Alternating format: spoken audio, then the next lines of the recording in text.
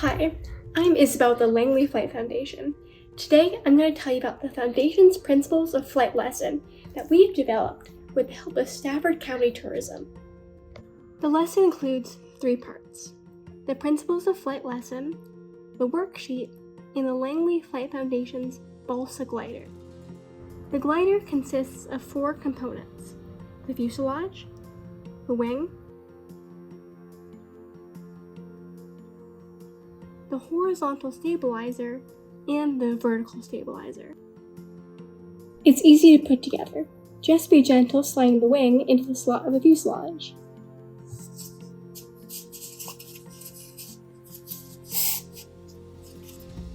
Next, install the horizontal stabilizer and the vertical stabilizer.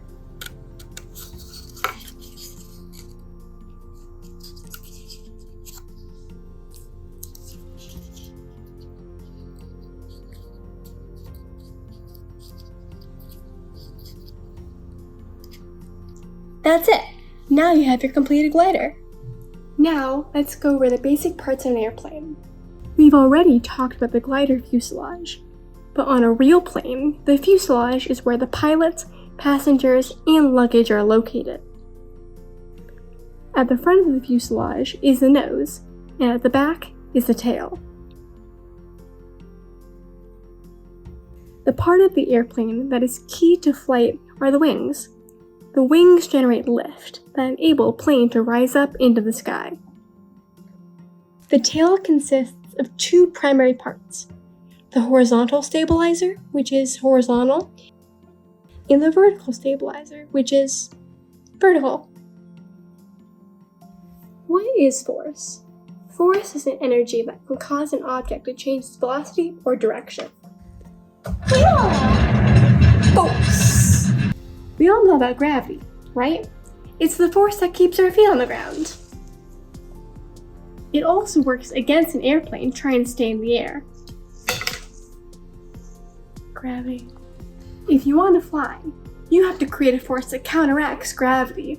We call that force lift. Lift! Wings create lift for airplanes. To explain how to do this, let's go fly a kite. The kite needs wind energy to fly.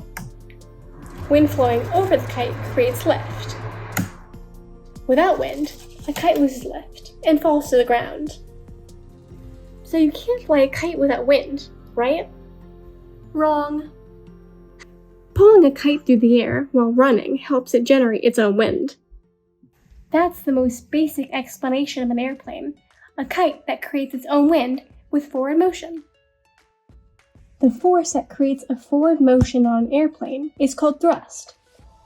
Thrust is created by propellers or jet engines. On our glider, thrust is created by your throwing motion. The last force is called drag. As an airplane moves forward, air resistance works in The last force is called drag. As an airplane moves forward, air resistance works in the opposite direction from thrust. Have you ever stuck your hand out the window while riding in a car? That wind pushing your hand backwards is drag. You need enough thrust to create lift and overcome drag. So there you have it, the 4 forces acting on an airplane: gravity, lift, thrust, and drag. So now, let's talk about the different rotations that describe an airplane's motion in flight. Pitch is the rotation along the perpendicular axis. It's easiest to describe as nose up or nose down. Yaw is rotation around the vertical axis. Roll is rotation around the nose to tail axis. So one more time. Pitch, yaw, and roll. So now that we've covered the basic parts, forces, and motion of an airplane, we're going to explore how pilots control an airplane in flight. We've already covered that the wings give the airplane lift. So, what about the tail? The tail keeps the airplane flying straight and level. Let's experiment. First, throw the glider with all its parts installed. it should fly fairly straight and level.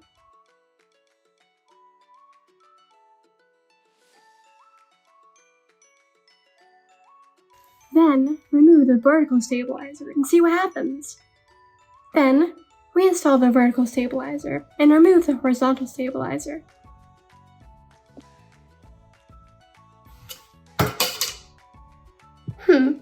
I don't think I want to be on a plane without either of those. Once we have stable flight, a pilot can change the rotation of an airplane by adjusting the plane's control surfaces. For our control surfaces, we're going to use sticky tabs. We've put a couple of sticky tabs for you to use in the lesson. You need to make a bend in each of the tabs so it makes something like a 30-degree angle, like this.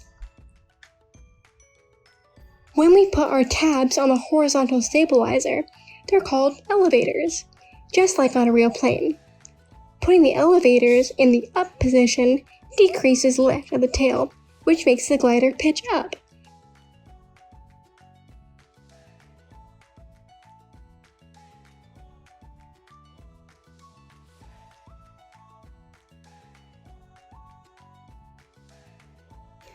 Put them on the bottom of the stabilizer, and the glider will pitch down.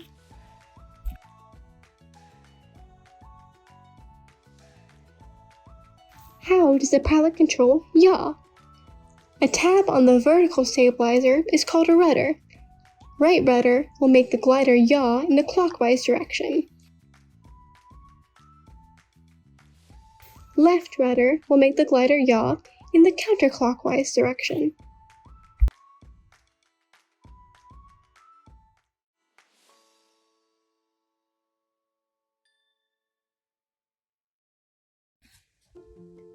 Finally, how do we control roll? Tabs on the outer edge of the wings are called ailerons. Ailerons work together, but in opposite directions. An up aileron on the left side and a down aileron on the right side will make the airplane roll counterclockwise. Switch the ailerons around and your glider will roll clockwise.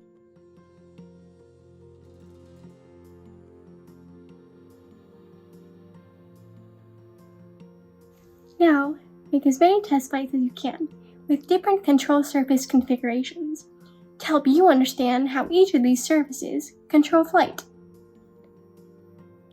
For each configuration, write down where you put your control surface on the worksheet and sketch the flight path the glider made. Hopefully, you'll be able to see how flight is controlled. Thanks for checking out our lesson. We can't wait to make more experiments to help you get flying.